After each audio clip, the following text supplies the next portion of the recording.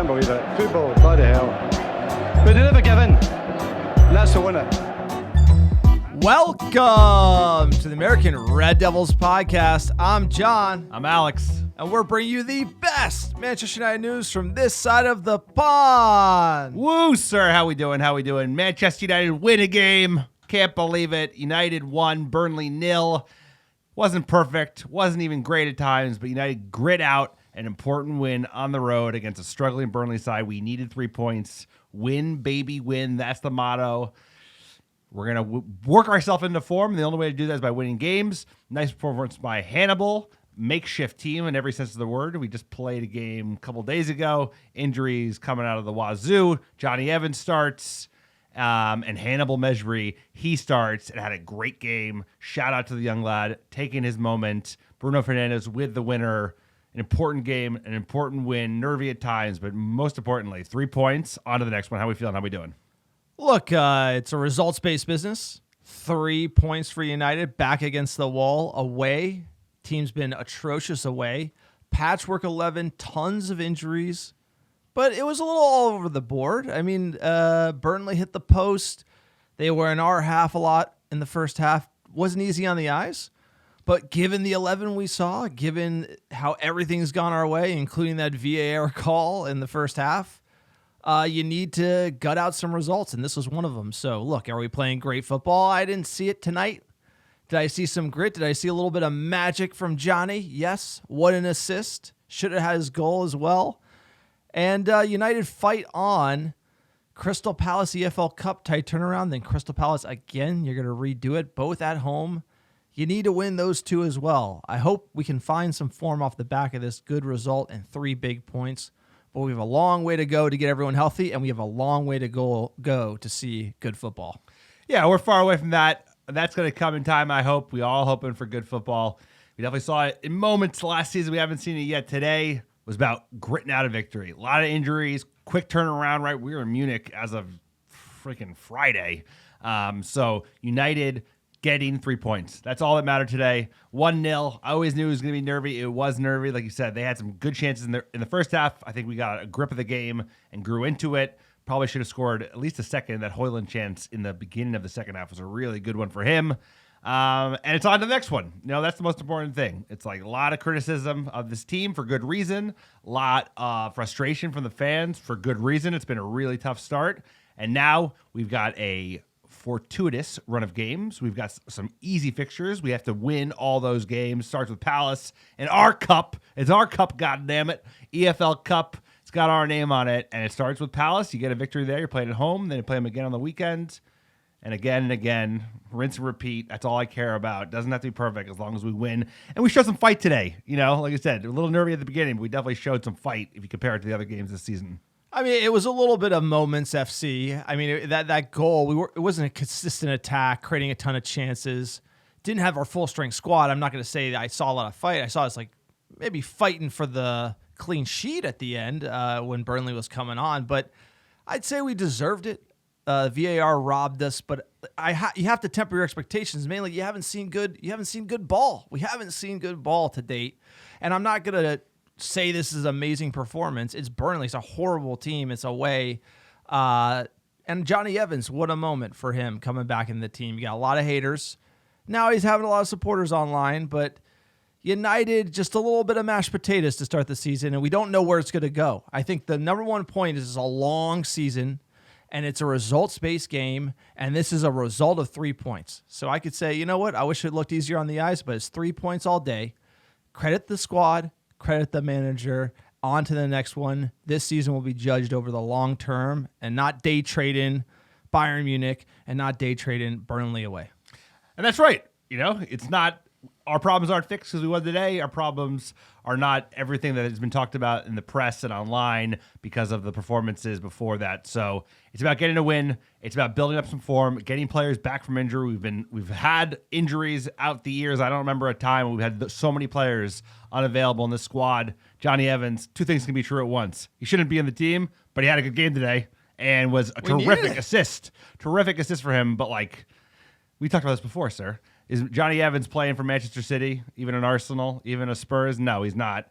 But he's on our team, and he came out today and he put in a good shift, and he had a great assist, great finish from Bruno Fernandes, and a great win because at the end they were running hard. You know, a lot of talk that they gave up on the manager, but I think you saw that today. People were playing defense, people were running back, people were tracking back. 3 points, baby.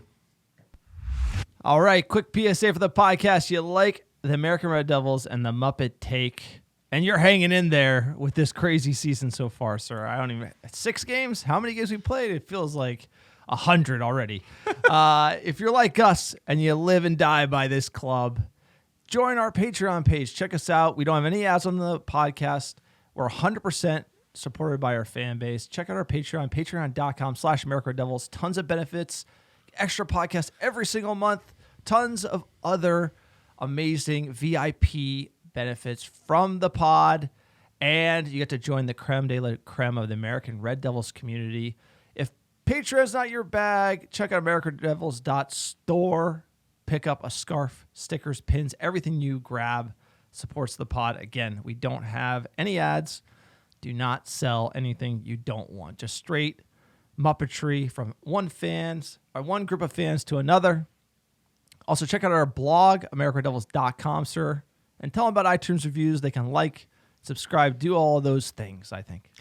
All those things, as you said, great way to support the pod. Another way to support the pod is write 5-star reviews. They help us get found organically by other top Muppets like yourself. And we're giving away free American Red Devil design scarves. I just sent out like 10 all over the place yesterday, all over this great US of A and also abroad as well. All you have to do to get a ARD design scarf by John himself is write a 5-star review on iTunes or Spotify and send a screenshot of that review to AmericanRedDevils@gmail.com with your mailing address, and I will pick, pack, and ship a free ARD scarf sent right to your door anywhere in the world. Here's a great one from Scott K614, who said Americans don't know soccer. Absolutely love the show and appreciate the perspective. Brand new listener and can't wait until there's something positive to talk about.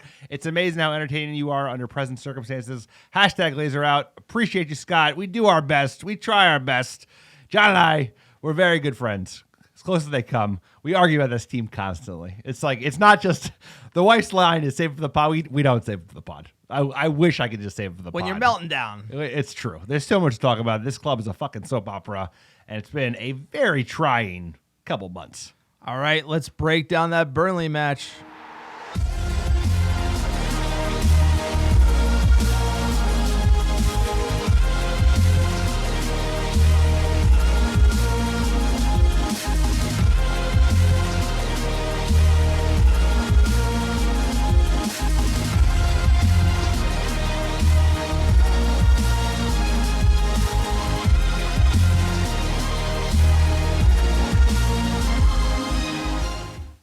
All right, let's get into Burnley 0, Manchester United 1, Turf Mordor it was, nervy away, and I was nervous when I saw this starting 11.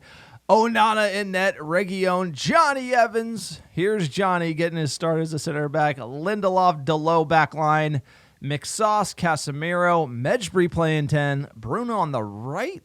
Højlund at striker. And Rashford in his best position on the left. At least we figured out how to play Rashford in his best position. We'll get to Bruno a little bit later, sir. What are you thinking about this 11?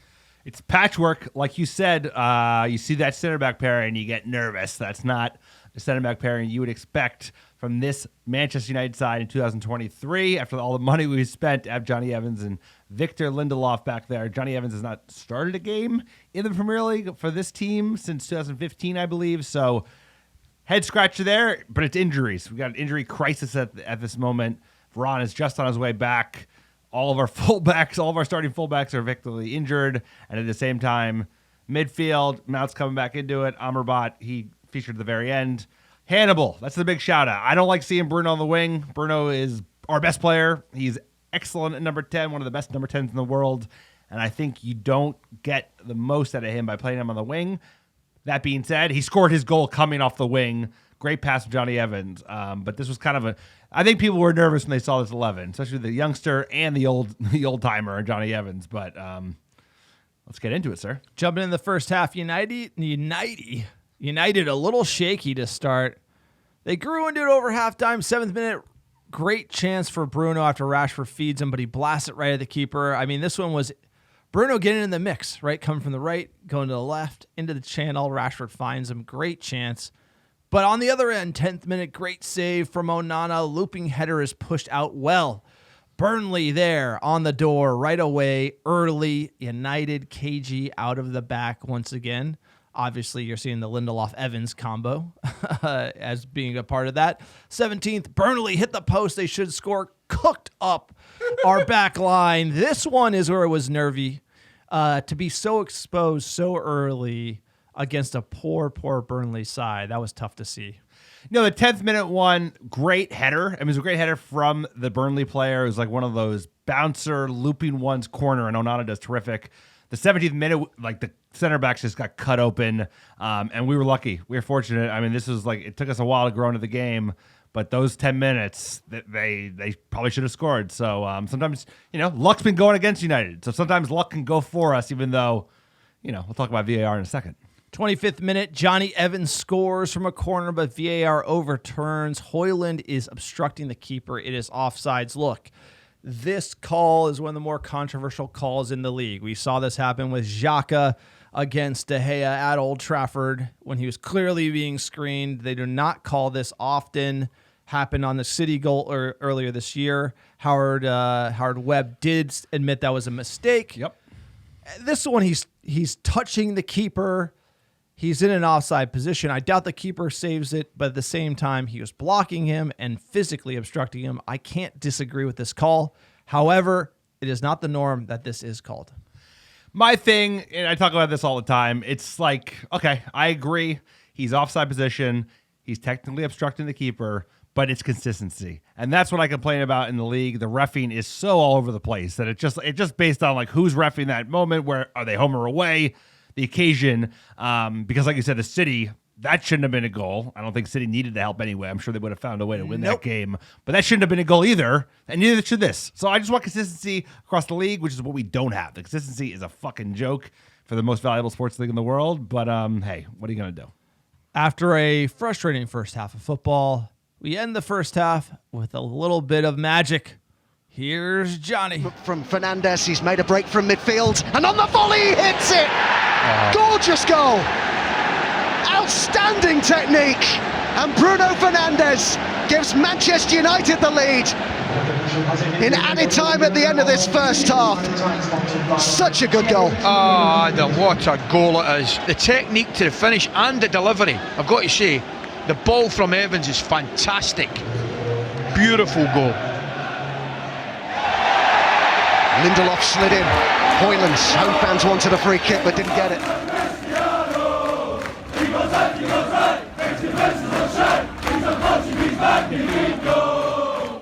What a hit by Bruno Fernandes. What a pass from Johnny Evans. Need to hear that song more on the podcast. That's all I'm going to say. He's been quiet. He's had a quiet start to the season. We needed somebody to step up. Like you said, not great in terms of a style of play. We didn't play that great. So you needed individual brilliance. Johnny Evans, terrific pass. It looks like, Victor Lindelof, Martinez pass over the top. Really nicely done. And then Bruno, more of that. We need more goals from our Magnifico. And that was a terrific goal. First time strike. Exactly what the team needs heading into the first half. That's when you have to score. Just like big deal. And exactly what this Manchester United side needed. Coming out second half, 51st minute, great chance for Højlund. Delot puts in a terrific cross. Should have scored here. Højlund nutmegged himself, but again, it was tight. The Dane probably should have done better to finish that one. And then 80th minute, great chance for United on the break, but Højlund can't make the right pass to Rashford. Should have been a great chance. Look, they're going to find out the connection. This is early in the game for Højlund and Rashford. 85th minute, great ball from Hannibal to Rashford, but he plays hero ball, and the chance goes away. 79th minute, sub Varane for Reguilon. 89th minute, Amrabat for Evans. We finished it up. It was a little nervy. Burnley growing into it at the end. But thank God they lacked some quality in their build-up, and they couldn't break down United. We were defending very well as a unit and showing, to your point, some fight here at the end. I'd just like us to go away at Burnley, a poor EPL side, and not make it so nervous at the finish. 100%. We wish we could come out, batter them, 10 shots on target, which is not the case. We'll get into the stats in a second. 3 goals. not even give him a sniff of it. But the team is struggling. The team is struggling for form. The team is struggling for injuries. You always knew it was going to be like this today. But we get a clean sheet. We get a goal, great goal, and also we get a result. And that's what matters at the end of the day. Give some confidence to the boys. I thought you saw some promise in Højlund. He could have had a goal or two today. I thought, Rashford was a little selfish at times, but they're kind of trying to figure it out, how to feed each other.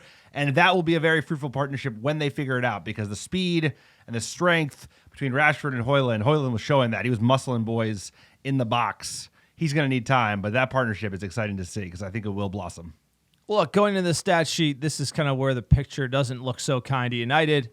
Shots for Burnley, 12 to United's 11, 4 on target for each, but 62% of the ball to Burnley, 633 passes to our 400. On the XG tab, 1.28 to Burnley, 0.84 to Manchester United. They had us on the chances that they created.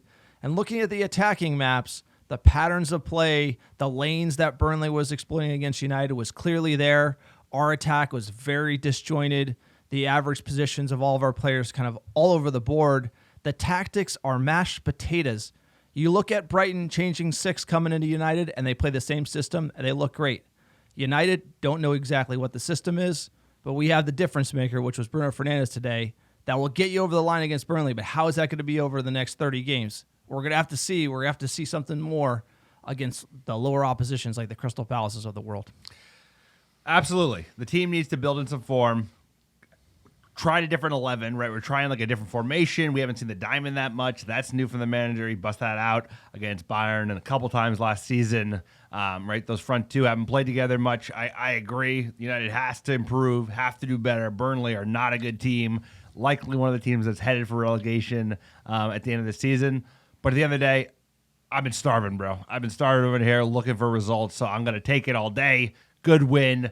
Move on to the next one. Build form as we get more confident, because the team was lacking confidence headed to Turf Mordor, which is not an easy place to play. 8 o'clock local game. They were getting up for it. So a lot of dark ales, I'd imagine. Look, glass half full, Hannibal start. Glass half full, Johnny Evans looking good. And Reguilon looking like a dog. I mean, these are good. These are like also Amrabat. We're going to get it right on this podcast. He got in the game. Bald head. Nice bald head. Look, there are like I don't like Bruno playing out of the position. That's something I don't like. Neither do I. But Hannibal looked good. He had a great game, and he grew into it and played a long part of the game. He was like feisty. He was beating fools. He was putting in tackles. So, yeah, but as a unit, as an 11, as the tactics decided by the manager, didn't look good. Wasn't effective. Like, talent made the difference, and it should be. We won. I'm saying the difference was you look at the wages that Manchester United are paid versus Burnley. That's the difference at the end of the day. But you have to perform above that. A manager needs to get more out of what this roster is and have the football look better at the end of the day. But what do we know? We're Muppets, just yammering, sweating it out. Burnley away, Turf Mordor. What does Erik ten Hag have to say? Erik, congratulations. What was the key to the win tonight? I think the team spirit was big. And they battle, they fight together. You saw really a team defending with 11. So, really following the rules and being a discipline. For the first time in a while, does it feel like there were more positives than negatives out there? It's about winning. And I just saw the last weeks was a lot against us, but you have to turn that. And it's only up to us. We knew that, and we said that the team acknowledged this, and we have seen the answer on the pitch. What did you make of the goal as well? Oh, it was a brilliant goal, and was really lovely played. But I know also in the games like Munich, Arsenal, we played very good spells in the game, but then we gave easy goals away. And as I said, there was a lot against us, like tonight again, and like a disallowed goal. And I would not say that it was not a goal or not a goal, that it was not fair to recall him, but it was against us. And we have seen so many things in the last couple of weeks against us, and then all the injuries, we have to deal with it. And so that has to be a first step up. How pleased are you as well? I think the manager's part-time at the Excuse Factory, sir. What do you say? I mean, what did he say that's incorrect. We played well at times in those games, and we let up shit goals. Today, we could have given up a shit goal in that 17th minute, right? We got cut open. They had a great opportunity to go ahead early, but we gritted it out. You can't look at if you're a Manchester United fan, you've watched every minute of the last 4 games. You can't say there are moments that have gone against us. There certainly are. And today, you would have thought that after the Evans one, I figured we were going to concede right after we got that goal disallowed, as would be tradition based on the run of play in the last 5 games. This is about the winning. That's all that matters, is winning games. And today we won. It wasn't perfect. It could have gone differently. Could have easily been 1-1, but we got to win. The team showed some fight. We got a good goal. On to the next one. I mean, like, we can't, it's about picking up some form, and right now I'll take it wherever I can get it. I do not disagree. It's a results-based business, and we got the result that was much needed for the club, the manager, and the players today. But you know what? We got a next match. That's right. Manchester United versus Crystal Palace. Old Trafford, EFL Cup, 3rd round. Don't rest on your laurels. Tuesday. It's Tuesday. How's it Tuesday? Tight turnaround. Tuesday, September 26th, noon Pacific, 3 p.m. Eastern. Games 1 versus Palace, 40. Drawn 13. Lost 10. We're the defending champs. Let's go. Let's own it like we should. First time we ever played Crystal Palace, August 26th, 1922. We won in the 2nd division, 2-1. Last 5 against Crystal Palace. It's been squirrely. We won 2, drawn 2, lost 1. And if you recall the points that we dropped. We went to the one we lost, by the way. Oh, we did. And that was one of the worst games, the worst performances I've ever seen. Hopefully we'll continue to remain that under Rangnick. In London, South London's number 1, Crystal Palace. It's Selhurst Park. But that one on January 18th, 2023, that free kick at the death stole us those points that would have put us in that title race just how many months ago, sir? 9 months ago, we were competing for the top slot in the English Premier League. And boy, this year we feel miles off of it. A totally different setting for this club and this team right now. Crystal Palace coming into this game, drew Brentford, beat Plymouth Argyle 2-1 in the EFL Cup 2nd round. They beat Wolves 3-2. Villa hit them up 3-1, and they just drew Fulham. So they're a bit all over the place. I think they played well last year. They're kind of coming back into it this year. A little up and down all around. Are you nervous? Roy Hodgson, right? old 3rd round. Dinosaur. This is what we want. We're playing at home. It's our cup. Easy. This is a good opponent. There are much harder teams we could be facing. We could be facing a top 6 team. And we need a result. We need to get some players back into the fold. So this would be an opportunity to maybe play Varane. He came in at the end of the Burnley game. Maybe play Amrabat. He's ready for a start. Maybe give Casemiro a blow. He probably deserves one. The problem is we have no fullbacks left. We basically have no fullbacks left that can make room for Reguilón and Dalot. That's my concern. I think elsewhere he's going to play Højlund. He's going to play Rashford. He's going to play Bruno as he should. But you would hope we could switch it up a little bit. And some of those boys that need minutes, like I said, Amrabat, Mount, Varane, as they come back from injury, you'd hope they could get a start or some minutes. And either way, it's just like it's back to performance time. And I think the better we start winning, the more we start winning, the more likely it is to lead to better styles of play on the pitch, because I think a lot of this is confidence. In the 3rd round, there's 32 clubs, some choice fixtures. You got City versus Newcastle. That'll be on the 27th. Liverpool and Leicester City. Arsenal, Brentford on the 27th as well. Chelsea, Brighton. Yeah, so look, if we win, this is a big one. Need to go into the 4th round here. This is our first fixture in this competition, as when you play in Europe, you kind of slot into the 3rd round if you're one of the 8 teams that are in Europe. Crystal Palace play the 4-2-3-1 under Roy Hodgson. Eze on my FPL team hasn't done much, so he's probably going to have a banger if I drop him. Score a brace against us. IU, I mean, we've seen all these guys. Corey, Ward, Anderson, it's like they're dangerous. They're like the team that you don't sleep on Palace because they can bite you. They bit us last year, like you said, that game where we got, actually, if you relook at that game, they gave us the bad line, 13 yards out instead of 10 yards out, and he buried that free kick at the end of the game.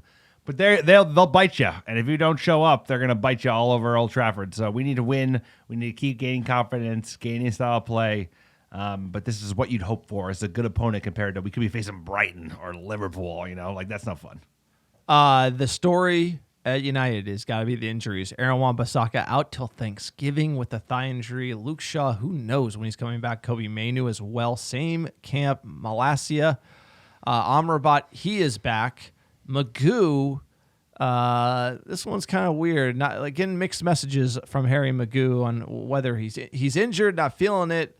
We'll keep an eye on that one. Mason Mount should be returning soon. Varane came back today. Anthony, he out. Jadon Sancho, same thing. And Ahmad, haven't got an update on Ahmad. Any one of these guys, Mount coming back, a big boost. Right. AWB, Luke Shaw, huge boost. A lot of big name players missing.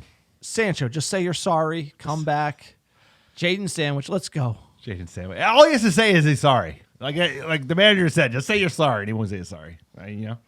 Player power. Hey. Sorry, maybe he grew up in New Jersey. He's a little stubborn, You and I would say sorry. We grew up in New Jersey. It would take a few days. It would, but it's been a few days. It has. Looking at the starting 11, who do you have against Crystal Palace here? All right, we got Onana in net. He's the guy. Delo, Varane, Lindelof, Reguilon. I'm going to do Amrabat, Eriksson, Bruno, Rashford on the left, Højlund up front, Facundo on the right. So who you got? This one's going to be an interesting set of players. We didn't touch on Eriksson as far as if he's available. I haven't heard from the manager on that one. I hope he's not injured. I just figured he got a rest because he played 2 days ago. I'm going to say you're going to get the same back line. Probably. Reguilon, Evans, Lindelof, Delo. Onana in net. I think you get Eriksson, Casemiro. Fernandez in the hole. You're going to get Garnacho on the right, Rashford on the left, and Højlund up top. You could also get Garnacho on the left and Rashford on the right. Right. Again, play players at that position FC, but that's because we have so many bodies piling up on the sideline. Sir, what do the bookies have to say? Dollar. United favorites -210. The draw is +310, and Palace away +490. Big winners. If you're going to bet Palace on the road, sir, given those the odds, what is your score prediction? Whew. I think we beat them 2-1 at home. It's my first victory I've predicted in a while. I think I did predict we would beat Burnley. You did. You said 2-1 as well. I'm going to say 2-1. Yeah, I got 1-0. I think these 1-0s keep on coming. So we're going to, not play like today. Like not play perfect, but get a win, grit it out. And on to the next one, which is going to be Palace for a repeat at home. But let's get into some news.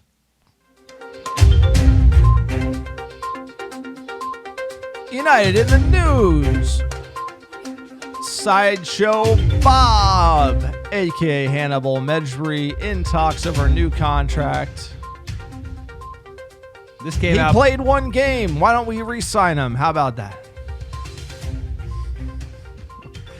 Hey, I scored a banger the other day, and he came out today, started, looked great. Played very well game. He's not better than Bruno Fernandes, number 10, but he's a useful lad. He's 19.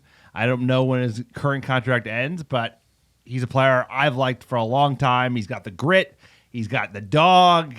The other fans hate him, which is always a good sign. There's something about that where you just bring out the worst in the opposition. Bruno has that effect on people.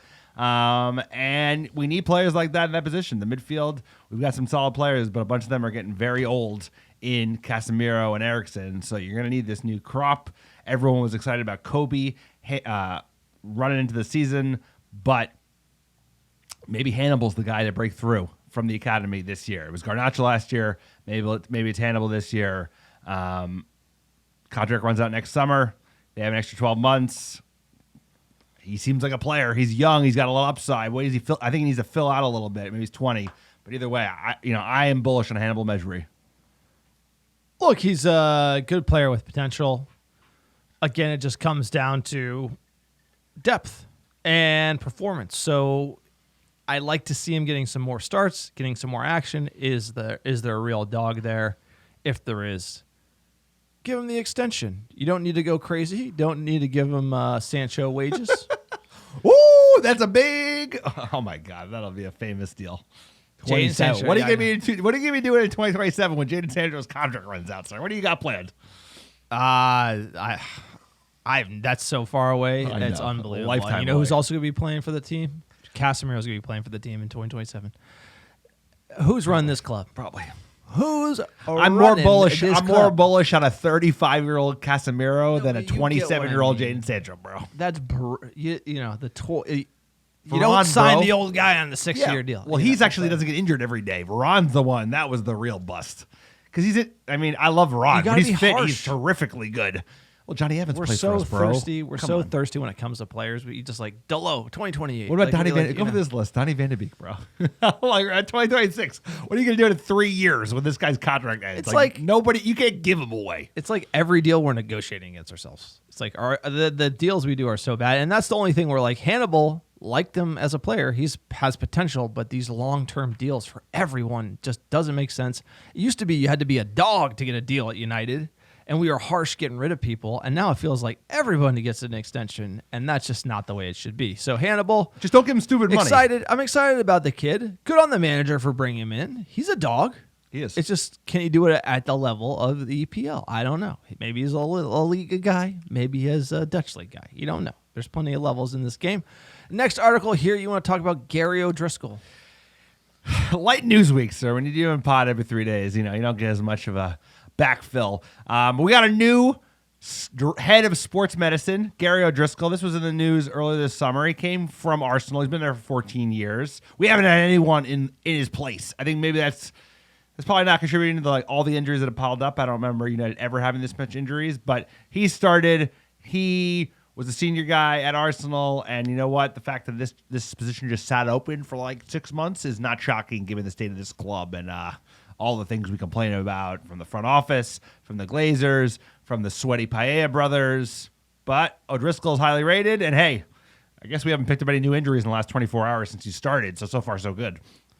Yeah, I would say there's only room for improvement as it relates to this position. The head of sports medicine is critical. If you think about the assets, we have the most expensive team assembled in the league, and everybody's injured. World, I think, is in the world. In the world, this is the most expensive football team assembled in the world, and our manager is feuding with a few of them, and then the other ones are injured.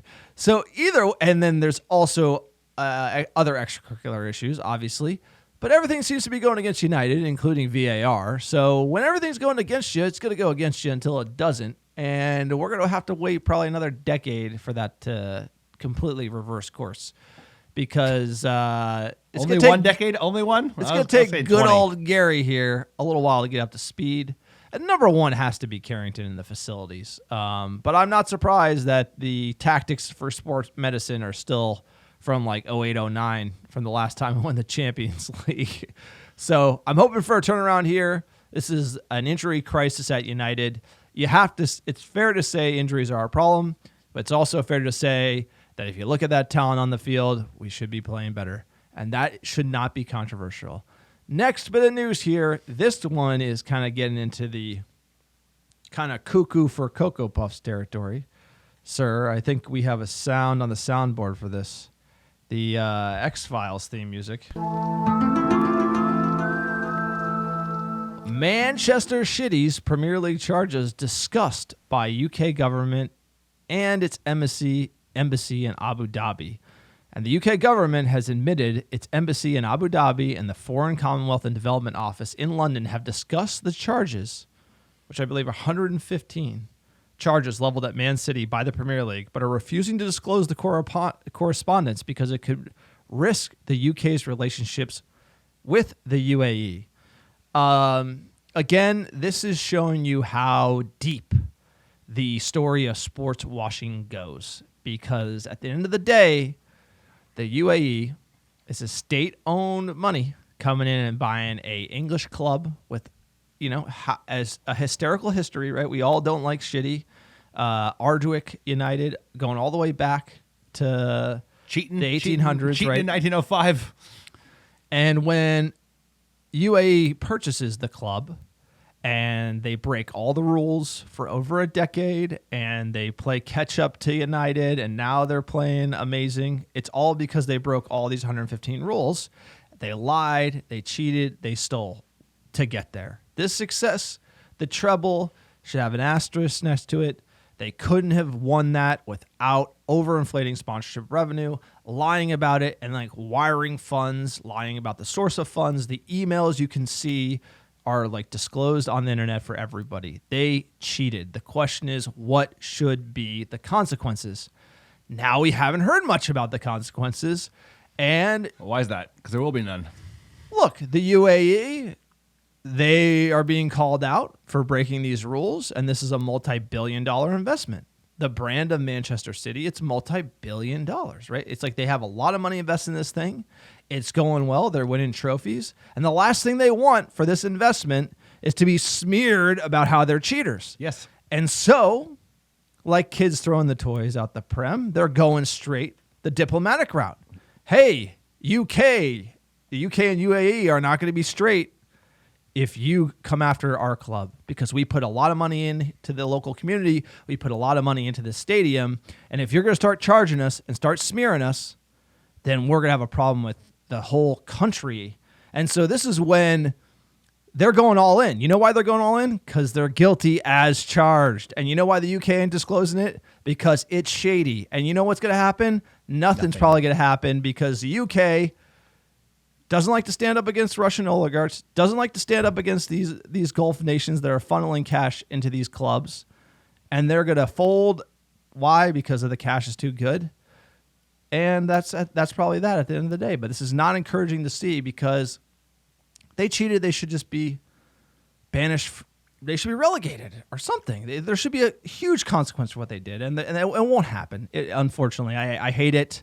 There is no justice in sport. That's the way it goes.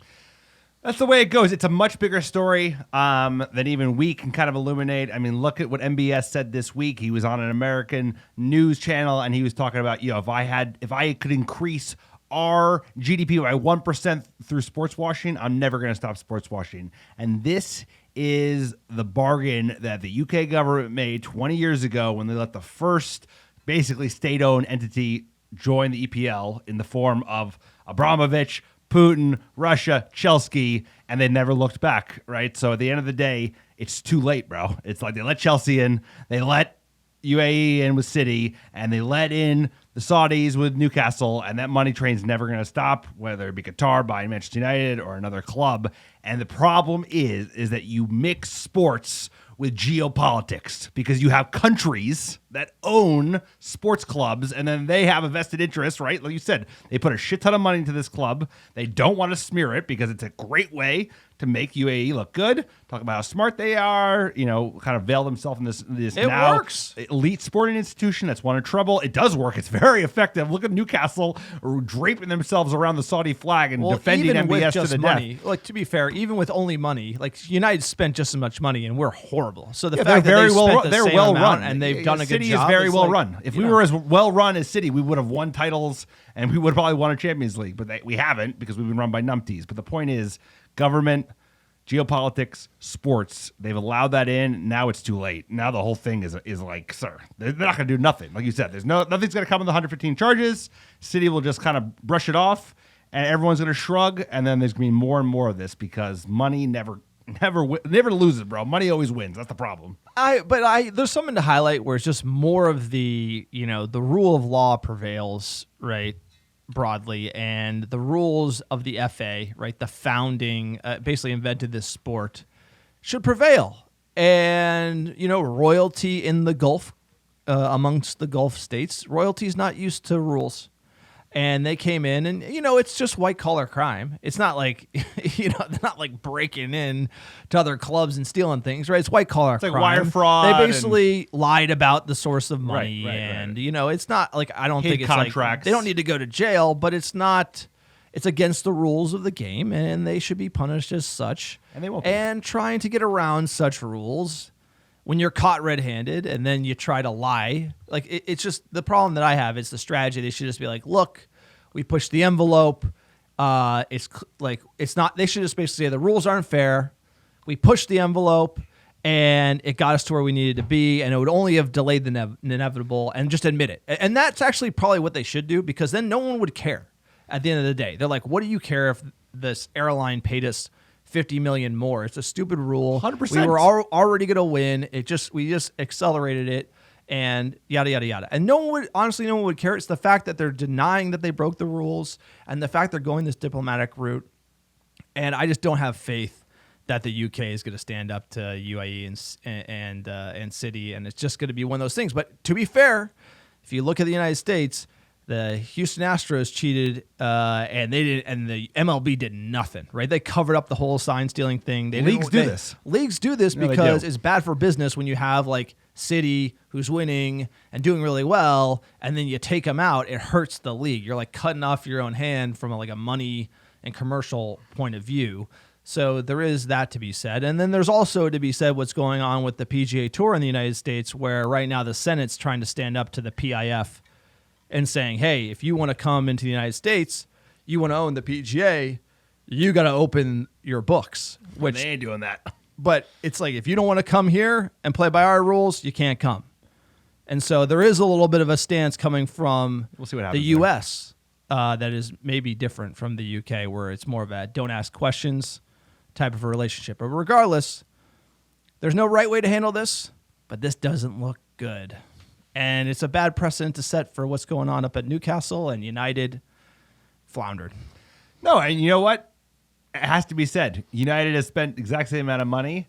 If they owned up to it and just said, yeah, we stretched the rules a little bit to accelerate our development, which is true. They could have gotten there. It might have taken an extra 5 to 10 years, but they're one of the best run clubs in the world. And it kills me to say that, but they are. They're exceptionally well run. They bought well. They've sold well. They've invested in the team. They've invested in the facilities. They invested in everything, but they also cheated. So it's like, but they can't take that L, bro. Okay, the fine. Problem is they can't take the L. Punish them? What should be the punishment for them breaking the rules? There should be some kind of point deduction, or like, you know, what have we done in the past with clubs that have broken the rules? They lose points, they lose silverware, they get bumped down to championship for a year. They're not going to do any of this stuff, but like, we have precedents. We have other clubs who have broken the rules, and they got point deduction. That's like I think what happened to Juve. I think they should get relegated. They should get relegated to the championship for a season. Yeah, and you know what? Them fight back. It'd be hilarious. That would probably be the most exciting season in the Premier. Like if they got booted out, it'd be actually exciting. Oh, it'd be great for everybody else. Exactly. And then the championship would just be like,